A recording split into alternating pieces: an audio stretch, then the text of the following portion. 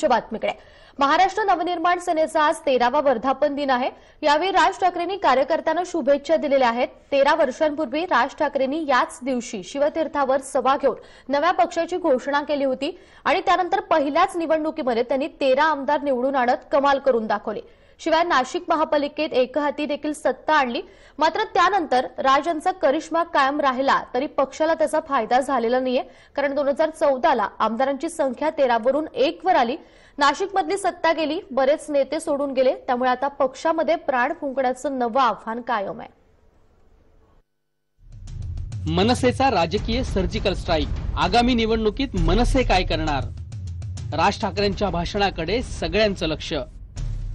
पुलवामामध्ये आमचे 40 बीएसएफचे जवान आज गेले, पण ते नुसतेच गेले नाहीत, ते राजकीय बळी ठरले। अजित डोवाल या एका माणसाची जर कसून चौकशी झाली ना तर सगळ्या गोष्टी बाहेर पडतील। पुलवामा इथल्या घटनेबाबत पंतप्रधान नरेंद्र मोदी यांच्यावर संशय व्यक्त केल्यानंतर वर्धापन दिनाच्या भाषणात मनसे अध्यक्ष राज ठाकरे आणखी कुठला नवा गौप्यस्फोट करतात याकडे सगळ्यांचं लक्ष लागलंय। राज ठाकरेंनी मांडलेल्या भूमिकेनंतर मोदींचे सर्व राजकीय विरोधक आता हळूहळू बोलू लागलेत। मोदी सरकारकडे ते एअर स्ट्राईकचे पुरावे मागू लागलेत।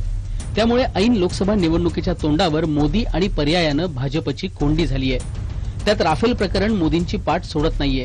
गृह मंत्रालयानं राफेल सौद्याची फाईल चोरीला गेल्याची न्यायालयापुढे नुकतीच कबुली दिल्याने मोदींबाबत संशय आणखी बळावलाय। अलीकडच्या काळात आपली व्यंगचित्र असोत वा जाहीर भूमिका, राज ठाकरेंनी मोदी शहा जोडीला अनेकदा लक्ष केलंय। राफेल प्रकरणातील ताज्या घडामोडींनी तर राज ठाकरेंना मोदी शहा यांच्या विरोधात जणू आयताच मुद्दा दिलाय। त्यामुळे राज ठाकरे यांचं भाषण गाजणार यात कुठलीही शंका नाहीये। पण त्याचबरोबर वर्धापन दिनाला राज ठाकरे यांना आपल्या कार्यकर्त्यांना पक्षाच्या आगामी वाटचालीबाबतही मार्गदर्शन करावं लागेल। लोकसभा निवडणुकीची आचारसंहिता लागू होण्यासाठी आता अवघे काही तास शिल्लक राहिले असताना मनसे कार्यकर्त्यांमध्ये पक्षाच्या वाटचालीबाबत गोंधळ आहे।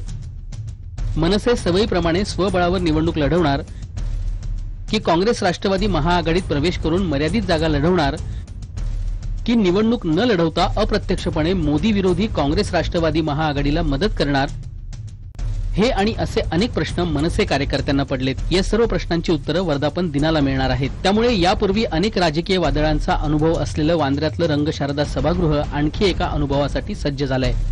ब्युरो रिपोर्ट, जय महाराष्ट्र न्यूज, मुंबई।